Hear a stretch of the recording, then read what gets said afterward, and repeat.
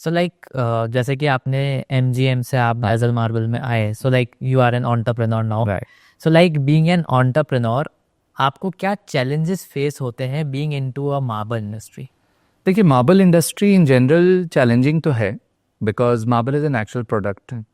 इसमें आपको क्वालिटी का बहुत ज़्यादा ध्यान रखना पड़ता है, जैसे बिकॉज हर ब्लॉक में थोड़ा थोड़ा, जैसे इस पर एक बेसिक वो रहता है ना, जैसे दो चेहरे या दो फिंगरप्रिंट्स सेम नहीं होती हैं। हाँ, ऐसे ही मार्बल के दो ब्लॉक किसी भी क्वेरी पे निकल रहे हो वर्ल्ड में 100% आइडेंटिकल नहीं होंगे। अच्छा, वो सेम फैमिली के होंगे, जैसे अपन बोलते हैं ना, ये सेम फैमिली के भाई बहन है, काफ़ी साथ वैसे दिख रहे हैं, दो भाई हैं, इवन आइडेंटिकल ट्विंस भी आपको थोड़ा थोड़ा उसमें चेंजेस नज़र आएगा। हाँ, सिमिलर हो सकते हैं बट आइडेंटिकल कभी नहीं होते हैं। ओके, तो अब ये मार्बल इंडस्ट्री का सबसे बड़ा चैलेंज है कि अगर आर्किटेक्ट के पास अच्छा एक्सपोजर है, he has travelled the world, तो वो इस चीज़ों को समझता है कि भाई हाँ, डेफिनेटली मार्बल में नेचुरल वेरिएशन भी आता है। हाँ, बट अभी कोई कोई डिज़ाइनर्स ऐसे होते हैं कि जो they are not ready to accept the nature of the material which is the slight variance from what it is. उनको एक्सपेक्टेशन होता है कि टाइल जैसा सब कुछ सेम ही दिखे, जबकि टाइल तो प्रिंट हो रही है। हाँ, और ये नेचुरल प्रोडक्ट है, तो ये कितने कैसे समझाओ उनको, मतलब एक को, and how can you sort of argue with an educated mind जो कि was not ready to Accept the- see the accept the simple fact. तो वो एक सबसे बड़ा चैलेंज है हमारे लिए। अपार्ट फ्रॉम दैट, एक कैपिटल इंटेंसिव है इंडस्ट्री, मार्केटिंग के जो चैलेंजेस होते हैं वो होते हैं। फिर marble as a Indian marble की अगर मैं बात करूं स्पेसिफिकली एज अ प्रोडक्ट, इसका मार्केट ओवर द ईयर्स कम हुआ है because of imported marble and tiles both.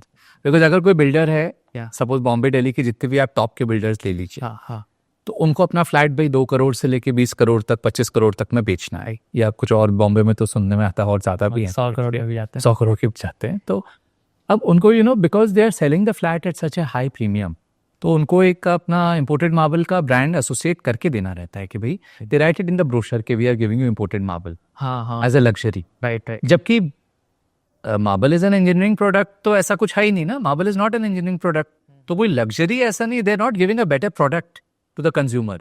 Eight technical parameters में Indian marble is a better product than imported, लेकिन वो ऐसा भी कंज्यूमर के माइंड में रहता है, इस तरीके मार्केटिंग इस तरीके से होती है, कंज्यूमर के माइंड में इस तरह रहता है कि यार हाँ, फ्लैट में खरीद रहा हूँ तो इम्पोर्टेड मार्बल या वही होना चाहिए। तो उसको हमारे लिए, मतलब उसको at times that is challenging for us. फिर टाइल्स का भाई डेफिनेटली बड़े कॉर्पोरेट्स हैं, बड़ा उनका प्रोडक्शन बजट्स है, बड़ा मार्केटिंग बजट्स है, तो उसके साथ में व्हेन वी डील तो थोड़ा सा definitely you are at a disadvantage, because उनका रीच हर डिज़ाइनर की टेबल तक उनके पास, मतलब जैसे हमको अपना सैम्पल बॉक्स बना के पहुंचाने में पैसा भी लगेगा, टाइम भी लगेगा, एनर्जी भी लगेगी।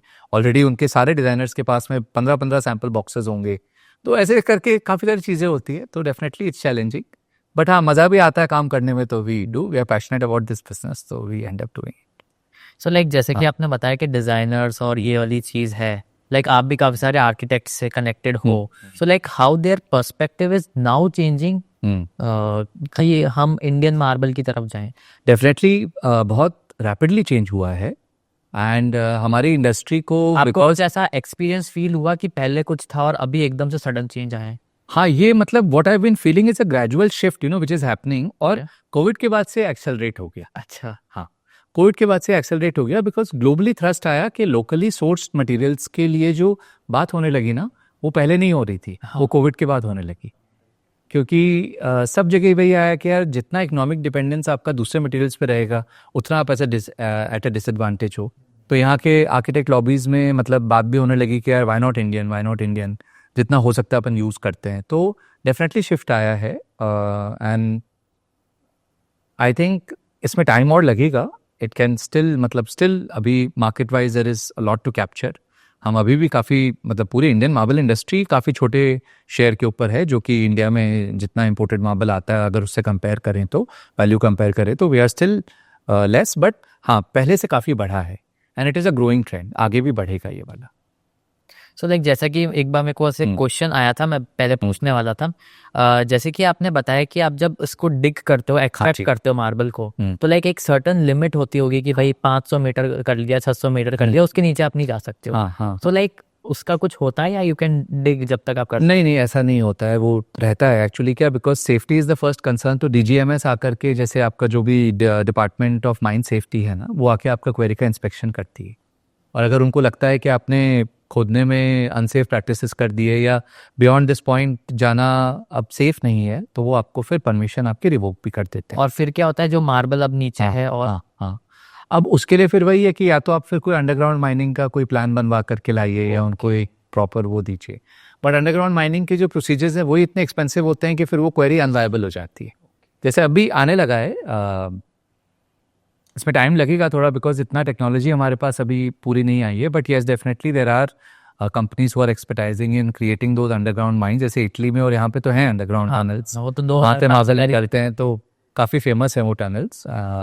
अपने यहाँ पे अभी तक बनने में मतलब शायद एक बना है, I am not sure, but अभी टाइम लगेगा इसे उसमें। और अगर हम बात करें कि जब इतना जो है, जो बड़े बड़े इसमें प्लेयर्स हैं वो इतना कर रहे हैं, सो लाइक उनके ऊपर भी रेस्ट्रिक्शन होती है या दे कैन डू द? नहीं, रेस्ट्रिक्शन सबके ऊपर होती है। सेफ्टी का ध्यान सबको रखना पड़ता है, एंड उसके लिए जो रिक्विजिट एरियाज होते हैं, अभी बड़ी कंपनीज होती हैं तो वो थोड़ा ज़्यादा एरिया खरीद लेते हैं।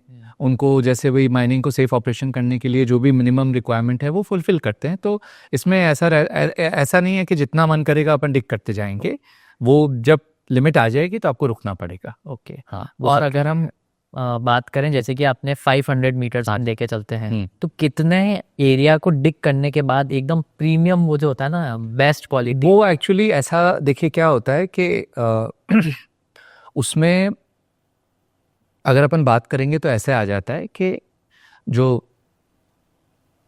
100 फीट तक आपका जो मतलब अपना जो भी बारिश का पानी है या जो भी जो दूसरी चीज़ें हैं, वो नेचुरली सीपेज उसका 150 फीट तक रहता है। अच्छा, उसके बाद में आपको बेस्ट मटेरियल निकलना चालू हो जाता है। ओके, हाँ, 100 फीट तक क्या है कि जो जैसे जो भी आपके क्रैक्स डेवलप होते हैं मार्बल में, वो जैसे जो नेचुरल क्रैक्स थे उस पर बारिश का पानी आया, फिर वेदरिंग इफेक्ट के कारण वो क्रैक थोड़ा बड़ा हुआ, या उसमें जो भी मिट्टी वगैरह है या जो भी जो इम्प्योरिटीज़ हैं, वो सब आपके 100 फीट तक मान लीजिए ज़्यादा रहती हैं, 150 तक काफ़ी ख़त्म हो जाती है। लेकिन इसमें भी कुछ सरप्राइजेज आते हैं कभी कभार के, कोई नीचे से कोई नई एलिमेंट की कोई बेल्ट आ गई है या कोई नया मलबा निकल गया है या कोई नया वो हो गया है। सो इट डिपेंड्स, बट हाँ, इन जनरल आपका 100 से 150 फीट तक में हो जाता है।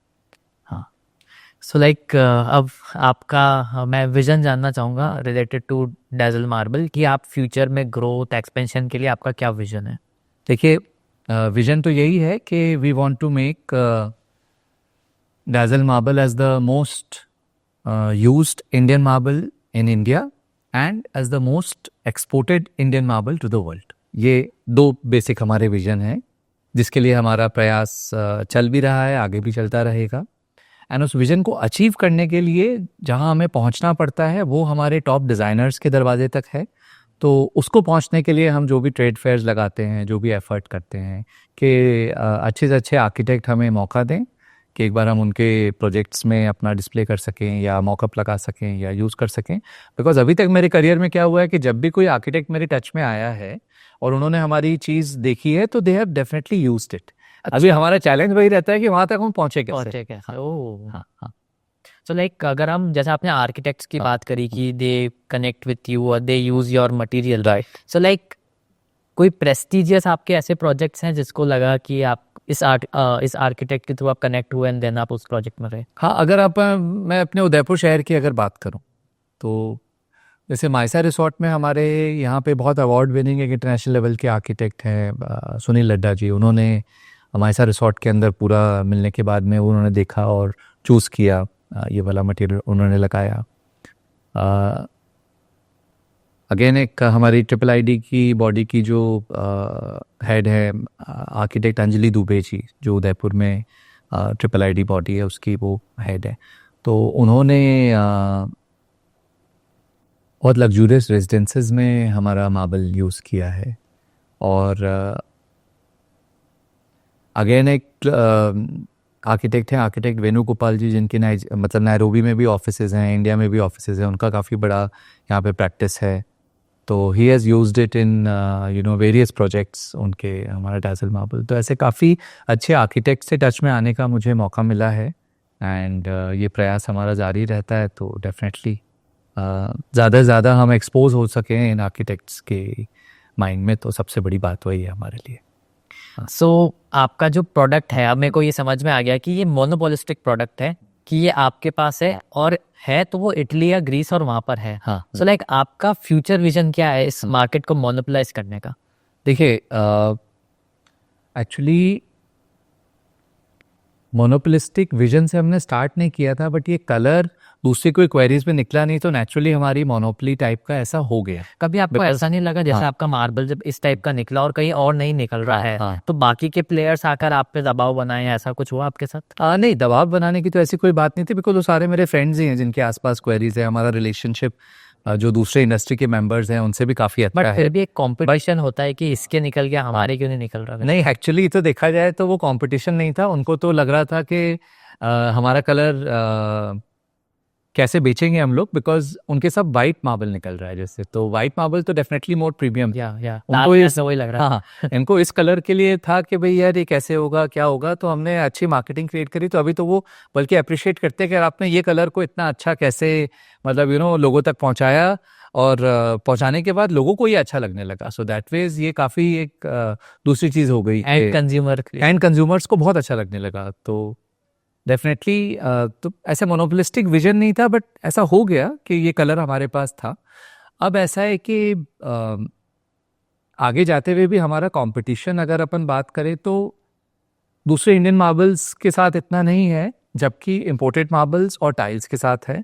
तो हम इसलिए इंडस्ट्री वाले भी सब एक साथ खड़े होकर के अपने दूसरे इंडस्ट्री मतलब हमारे जो मार्बल इंडस्ट्री के लोग हैं, मैं ग्रीन मार्बल की भी मार्केटिंग करता हूँ, वाइट मार्बल की भी करता हूँ, वो भी हमारी करते हैं। तो we are because trying to compete against the mindset of the consumer कि भाई इंपोर्टेड क्यों लगाना है, मतलब जो चीज़ है अच्छी चीज़ है, जो नहीं मिल रही है वो आप लगाओ, लेकिन जो मिल रही है उसको क्यों लगाना है, डजंट मेक सेंस।